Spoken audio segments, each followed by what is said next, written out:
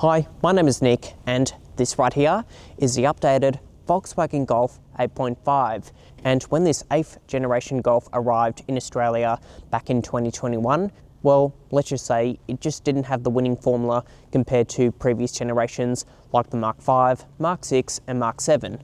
But things have changed because Volkswagen says they have resolved all of the issues. And in this full detailed review, we're going to find out if that is true. So, of course, before we start, please like, share, subscribe, and let's get straight into the video.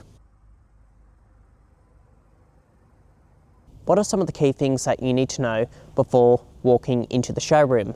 Firstly, pricing now starts from $38,000 before on-road costs, which does sound like a lot of money for a small hatchback, but as you can see, comparing it to rivals from Japan and Korea, it isn't really far off in terms of price point, stepping up into a more premium brand. And there are 3 different models with the 110 TSI engine, and there are also sporty versions, the Golf GTI and R, which I will cover in a separate video. And the version I'm featuring today is the Style, which has a price tag from over $43,000 before on-road costs, and on your screen is a quick breakdown of all of the options for each and every model. Finally, when it comes to ownership, warranty, running costs, everything you need to know has been listed on your screen. Let's now talk about styling. The front section has been slightly redesigned, well, specifically the front bumper bar, but you do get this really cool LED light strip in the center with an illuminated logo, and that does look pretty cool at night time. There are also automatic LED headlights with auto high beam and LED DRLs. Moving down the side, as standard, the Life Grade gets 17-inch alloy wheels, whereas this Style upgrades the size to 18 inches. There are also power folding mirrors, and this has also been optioned with the $1,900 panoramic glass sunroof, which does open and close. And coming to the rear design, at the back, LED tail lights, body cladding down the bottom, and there's also dark tinted privacy glass from B-pillar to the back. Here on the inside, nothing has changed visually, well, apart from the bigger screen, which is even bigger on this Style model grade, but it's always the small changes that count the most, like for example, buttons on the steering wheel replacing the touch sensitive ones. But unfortunately, they have kept the touch sensitive sliders down the bottom here for your volume and climate functions. But apart from that, in terms of quality, you have soft touch materials up the top here where you rest your elbow, and some microfiber as well. You also get a leather wrapped steering wheel that feels nice to grip onto. On top of the dashboard that is soft where you rest your elbow, but it does get a bit durable when you look lower down and on the bottom of the doors. And there's also piano black in the center, which does scratch and show fingerprints quite easily, and that also extends over on the top here. So whilst it does feel pretty nice in here, it's not setting any new standards compared to previous generations of the Golf. The seats, however, are very comfortable, and they are finished off in this micro suede fabric and synthetic leather material. And the passenger side gets manual adjustment and lumbar, whilst the driver gets electric seat adjustment with lumbar, seat memory function and a massage function. There's also a manual tilt and reach steering column, and integrated within this screen is the tri-zone climate control. And moving on to some of the functions, as you can see, you can cycle between your favorite tabs, and up the top here goes into all of the applications, car functions, smartphone integration, driver assistance and your camera system. And if you want to go back into the main menu, you click on the box and that'll take you into the main home screen. So overall, pretty straightforward. And there's also voice recognition, which is referred to as IDA,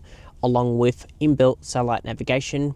And there's also customizable ambient lighting with an array of colors to pick from. And that does look fantastic at night time.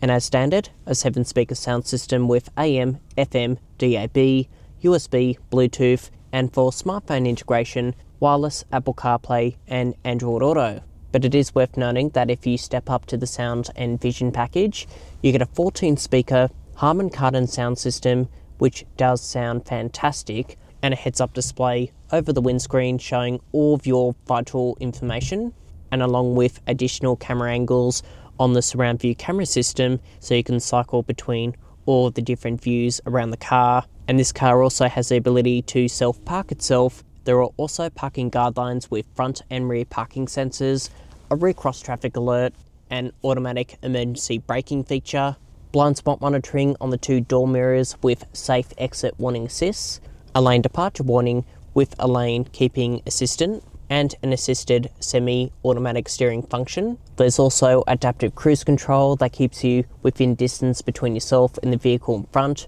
speed sign recognition, and a driver fatigue monitoring system. And moving on to this 10.5-inch screen in the middle, as you can see, the layout is pretty configurable but not as customizable compared to some of the other German brands, but you can cycle between all the different information. And what about storage and connectivity? Up the top here, you've got some sun visors with vanity mirrors, but unfortunately there isn't a sunglasses holder, but you do get decent glove box storage and a wireless phone charging pad with 2 USB-C charging ports. There's also additional storage down the bottom here with a pop-out cup holder, 12-volt socket, and this adjustable armrest which goes out and in, and some storage underneath it. The door bins are also belt lined and they can also hold a big water bottle. And for accessibility, it isn't really all that hard getting in and out of the car. There's also a remote key with keyless entry, walk up and walk away door locking and unlocking, push button ignition down the bottom here, and you can also connect this car to your phone to access remote door locking functions. Here in the back with this seat set in my position, as you can see, knee room and toe room is pretty good. Headroom is also excellent, and over in the middle seat, again, good knee room, toe room and headroom. Over on the top here, there are also device holders with map pockets, directional air vents with a climate panel with 2 USB-C charging ports, and grab handles up the top here with LED lighting, and a flip down armrest with 2 small cup holders, and that back section also folds down for additional space. Decent door pockets that could also fit a large water bottle. And finally, for child seats, there are 2 ISOFIX points on the 2 outboard seats, and right behind me, 3 top tether points. Let's now talk about boot space. So like with previous generations of the Golf, you lift up the logo and that opens, and that is going to reveal 374 litres of boot volume, which makes the back section big enough for a pram, a large suitcase or 2 carry-on suitcases, and there's also an adjustable boot floor for additional capacity, and you can also fold down the rear seats quite easily and the seatbelts don't catch on, giving you over 1200 litres of boot volume. Additionally, there are also cutaway sections on either side, shopping bag hooks and tie-down hooks to keep items in place, along with an LED light, 12-volt socket, and look at this, this is rare. Under this lid, you are going to come across a space saver spare tyre, along with a toolkit. Before we go for a drive, let's talk about the powertrain. Under the bonnet features a 1.4 litre 4-cylinder turbocharged petrol engine developing 110 kilowatts and 250 Nm of torque, sending power to the front wheels for a conventional 8-speed automatic. Whereas if you step up to the GTI and R models, they get a 7-speed dual clutch automatic, but like I said before, I will be covering those off in separate videos. So for now, let's take out the 110 TSI and see how it performs on the road. Okay, behind the wheel inside the Golf 8.5, over the bonnet there's decent forward visibility. There's also good side vision, decent sized wing mirrors, and at the back, rear vision is also pretty good. But just keep in mind, there is a bit of a blind spot towards that C-pillar. You do get a surround view camera system, but in my opinion, the quality should be a little bit better coming from a brand like Volkswagen. And for controls, electronic gear selector with an electronic parking brake, indicators on the left and wipers on the right.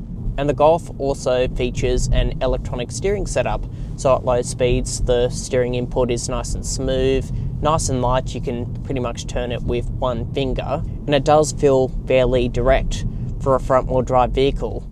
And when it comes to refinement, apart from a little bit of tyre roar, there's hardly any wind noise, the seats are comfortable, the suspension is very good. The power delivery is also pretty efficient for the 110 kilowatt engine, and thanks to this generation Golf featuring a torque converter gearbox, the acceleration response is nice and smooth, much better compared to previous generations of the Golf. And like I said, you can get a dual clutch in the Golf GTI and Golf R models, which is fine because it is a fantastic gearbox for a hot hatchback, but for driving around the city, especially going up and down hills, this is the application that you would actually want. And what about driver assistance? The adaptive cruise control works really well, especially with the stop and go function. There aren't any annoying beeps and bongs, and I think that is a benefit stepping into a European brand. And lastly, fuel consumption. On your screen is what I achieved during this drive, and that is mostly driving around the city, a little bit of motorway driving up to 80 kilometres, and for a city car, I thought that was pretty reasonable. And with my driving impressions out of the way, let's now wrap up with a verdict. So then, what is my final verdict on the updated Volkswagen Golf 8.5? Well, the changes are minimal, but things have improved. But I think the point of difference comparing this with something more mainstream is the way it drives. The Golf drives very well, even better comparing it to a more expensive BMW 1 Series. And like with every other car these days, the Golf is a lot more expensive compared to some of the previous generations. But if you were to compare this to a higher specification Mazda 3 or a Toyota Corolla, stepping into the Golf isn't really that much more. But you let me know in the comments down below, would you go for this or something a bit more mainstream, or would you consider something from China like a BYD? You let me know your feedback in the comments down below, and if you haven't already, please like, share, subscribe, hit that bell, and I'll see you next time. Thanks for watching.